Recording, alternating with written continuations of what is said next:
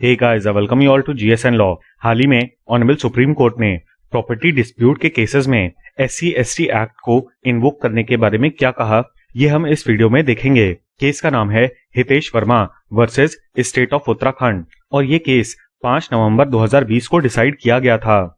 इस केस में section 31R of SC/ST act question में था। SC/ST एक्ट का सेक्शन 3 हमको पनिशमेंट फॉर ऑफेंसेस बताता है और इसके क्लॉज 1 में एक लिस्ट ऑफ ऑफेंसेस दिए गए हैं। इसी में से है प्रोविजन R, जिसके हिसाब से SC/ST कैटेगरी के व्यक्ति को अगर आप इंटेंशनली इंसल्ट करते हैं या फिर इंटिमिडेट करते हैं with an intention to humiliate in any place within public view, मतलब पब्लिकली अगर आप ऐसा कार्य कर रहे हैं against a person of SC/ST category, तो ये सेक्शन इन्वोक होता है। यहाँ पर ऑनरेबल सुप्रीम कोर्ट की 3 जजेस की बेंच ने कहा कि ये प्रोविजन उस व्यक्ति के खिलाफ इन्वोक नहीं किया जा सकता जो कि इन डिस्प्यूट है with the person of SC/ST category over a property, और उस व्यक्ति ने अपने टाइटल क्लेम करने की वजह से SC/ST एक्ट के व्यक्ति को अब्यूज किया हो, ना कि इस वजह से अब्यूज किया हो कि वो व्यक्ति शेड्यूल कास्ट कैटेगरी का है। कुल मिला के ये देखा जाएगा कि अक्यूज का इंटेंशन क्या था। अब देखिए, इस चीज को काफी लोग पॉइंट आउट कर चुके हैं कि हमारे देश में जो भी पेंडेंसी है इन दी जुडिशरी, वो ऐसे क्रिमिनल केसेस की वजह से है जो कि किसी न किसी सिविल डिस्प्यूट से जुड़े हुए हों। जनरली हमको IPC का मिसयूज देखने को मिलता है। हाउएवर ओवर द इयर्स हमने ये भी देखा है कि किसी भी ऐसे प्रॉपर्टी डिस्प्यूट में जहां पर एक पार्टी SC/ST एक्ट से कवर्ड हो और दूसरी पार्टी अपर कास्ट की हो, तो SC/ST एक्ट इन्वोक कर दिया जाता है। इसी बात का संज्ञान यहाँ पर कोर्ट ने लिया। ऐसे ही मैट्रिमोनियल केसेस में जहां पर सिविल डिस्प्यूट होता है वहां पर डोमेस्टिक वायलेंस एक्ट इन्वोक कर दिया जाता है। इवन कुछ केसेस में सेक्शन 376 का भी मिसयूज देखने को मिला है, जब प्रॉपर्टी डिस्प्यूट के चलते 35-35, 40-40 लोगों के ऊपर सेक्शन 376 की FIR दर्ज कर दी जाती है। अब देखिए, आप यहाँ पर सवाल ये उठा सकते हैं कि अगर ऐसे प्रोविजंस का मिसयूज होता है तो गलत शिकायत दर्ज करवाने वाले के ऊपर FIR का कोई प्रोविजन क्यों नहीं बनाया जाता। देखिए, पहली बात तो हमको ग्रेटर गुड देखना होगा कि SC/ST एक्ट और डोमेस्टिक वायलेंस एक्ट जैसे जो स्टैट्यूट्स हैं वो काफी सारे लोगों को प्रोटेक्ट कर रहे हैं एज कम्पेयर टू वो लोग जो इन एक्ट्स का मिसयूज करते हैं। ऐसे में हमको सारी ही चीजें रिटेल बेसिस पे करनी होंगी, मतलब कि केस बाय केस बेसिस पे जुडिशरी डिसीजंस लेती है। फॉर एग्जाम्पल, इस केस में कोर्ट ने कहा कि SC/ST एक्ट तब इन्वोक नहीं किया जा सकता जब अब्यूजेस का ओरिजिन प्रॉपर्टी डिस्प्यूट हो, ना कि उस पर्सन का सोशल स्टेटस। आइए देखते हैं कि इस केस के फैक्ट्स क्या थे। अब इस केस में जो एपेलेंट्स हैं उनके खिलाफ एक FIR दर्ज हुई थी under section 31R of SC/ST act for making caste abuses against the respondent. यहाँ पर एपेलेंट और उनकी फैमिली पे ये आरोप लगाया गया था कि पिछले 6 महीने से एपेलेंट और उनकी फैमिली रिस्पोंडेंट को अपने ही खेत में काम नहीं करने दे रहे। इसके अलावा FIR में एक स्पेसिफिक घटना दी गई थी 10 दिसंबर 2019 की, जहां पर सुबह 10 बजे के आसपास एपेलेंट और उनकी फैमिली रिस्पोंडेंट के बिल्डिंग में घुस आए और रिस्पोंडेंट को और उनके लेबरर्स को कास्ट अब्यूजेस और डेथ थ्रेट्स देने लगे।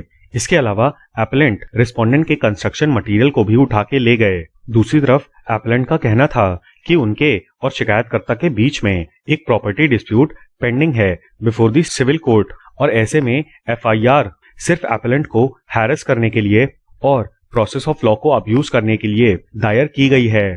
कोर्ट के डिसीजन की बात करें तो सबसे पहले तो कोर्ट ने SC/ST एक्ट का ऑब्जेक्टिव बताया और कहा कि ये अपर कास्ट के उन व्यक्तियों को पनिश करने के लिए इनैक्ट किया गया था जो कि समाज के वल्नरेबल तबके को परेशान करते हैं just because they are of a particular community. इसके बाद सेक्शन 31R के इंग्रेडिएंट्स को बताते हुए कोर्ट ने मेंशन किया intentional insult, intimidation, intent to humiliate, मतलब टोटल 3 इंग्रेडिएंट्स कोर्ट ने बताए हैं for an act to be qualified under section 31R।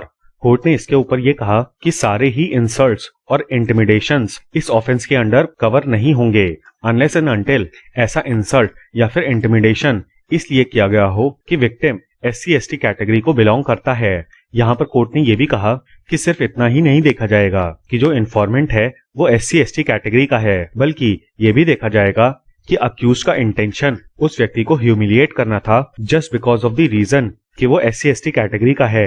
अब इस चीज को और भी ज्यादा एक्सप्लेन करने के लिए कोर्ट ने कहा कि अगर एपेलेंट सिविल कोर्ट के जुरिस्डिक्शन को इन्वोक कर रहा है या फिर रिस्पोंडेंट जो कि SC/ST कैटेगरी का है वो सिविल कोर्ट के जुरिस्डिक्शन को इन्वोक करता है, तो ये दोनों ही एक्ट्स इसलिए नहीं किए गए हैं कि रिस्पोंडेंट शेड्यूल कास्ट कैटेगरी का है, बल्कि ये दोनों ही एक्ट्स इसलिए किए गए हैं क्योंकि दोनों पार्टीज प्रॉपर्टी पे अपनी ओनरशिप को असर्ट करना चाहती हैं। इसके अलावा कोर्ट ने इस बात का भी संज्ञान लिया कि सेक्शन 3(1)R में पब्लिक व्यू भी एक इम्पॉर्टेंट इंग्रेडिएंट है। इसके लिए कोर्ट ने स्वरण सिंह वर्सेस स्टेट वाले केस को साइट किया, जिसमें ऑनरेबल सुप्रीम कोर्ट ने पब्लिक प्लेस और इन any place within public view के बीच में डिफरेंशिएशन किया था। अब ये जो सेकंड वाला फ्रेज है ये SC/ST एक्ट में लिखा है इन सेक्शन 3(1)R। अब जब फैक्ट्स हम लोग आपको बता रहे थे तो उसमें हमने आपको बताया था कि FIR में ये आरोप लगाया गया था कि एपेलेंट रिस्पोंडेंट की बिल्डिंग में आ गए और उनको अब्यूज करने लगे। इस पर कोर्ट ने कहा कि अगर ऑफेंस बिल्डिंग के बाहर किया गया होता, फॉर एग्जाम्पल घर के लॉन में, और लॉन को व्यू किया जा सकता है फ्रॉम दी रोड, तब lawn place with in the public view की कैटेगरी में आ जाएगा। इसका उल्टा यदि रिमार्क्स बिल्डिंग के अंदर दिए गए हैं लेकिन सिर्फ कुछ ही लोग वहां पर मौजूद हैं तो वो एक्ट ऑफेंस नहीं होगा because it is not a public view. However इस केस में FIR के हिसाब से एपेलेंट ने रिस्पोंडेंट को अब्यूज किया था with in 4 walls of her building, जहां पर पब्लिक का कोई भी मेंबर नहीं था at that point of time. ऐसे में जो बेसिक इंग्रेडिएंट है कि वर्ड्स अटर्ड इन any place within public view, ये कंडीशन फुलफिल नहीं होती। इसके अलावा कोर्ट ने यह भी कहा कि रिस्पोंडेंट ने इस चीज को एक्सेप्ट किया है कि उनके और एपेलेंट के बीच में एक सिविल डिस्प्यूट है ओवर दी लैंड, जहां पर रिस्पोंडेंट को लैंड कल्टीवेट नहीं करने दी जा रही फॉर लास्ट 6 मंथ्स। अब जब रिस्पोंडेंट ने इस चीज को एक्सेप्ट कर लिया है तो ये साफ हो जाता है कि सेक्शन 3(1)R इन्वोक नहीं होगा अनलेस एंड अनटिल विक्टिम को सिर्फ इसलिए इंटिमिडेट या फिर हैरेस ना किया जा रहा हो कि वो SC/ST कैटेगरी का है। इसके अलावा रिस्पोंडेंट ने यह भी कहा था कि एपेलेंट को ऑलरेडी पता था कि रिस्पोंडेंट SC/ST कैटेगरी का है। इस पे कोर्ट ने कहा कि कास्ट की नॉलेज कोई बार नहीं है कि एक व्यक्ति अपनी प्रॉपर्टी राइट्स को प्रोटेक्ट ना करे in accordance with the procedure established by law. इन्हीं सारी चीजों को देखते हुए कोर्ट ने फाइनली कंक्लूड किया कि सेक्शन 3(1)R का कोई भी ऑफेंस नहीं बनता है इस केस में। तो ये था हमारा एनालिसिस ऑनरेबल सुप्रीम कोर्ट के उस जजमेंट का जिसमें प्रॉपर्टी डिस्प्यूट के केसेस में SC/ST एक्ट इन्वोक करने के बारे में कुछ ऑब्जर्वेशंस किए गए हैं। उम्मीद है कि आपको ये वीडियो पसंद आया होगा। मैं आपको बता दूं कि इस वीडियो का PDF आपको हमारे टेलीग्राम चैनल पे मिल जाएगा। और हाँ, please don't forget to like, share and subscribe. Thank you. जय हिंद।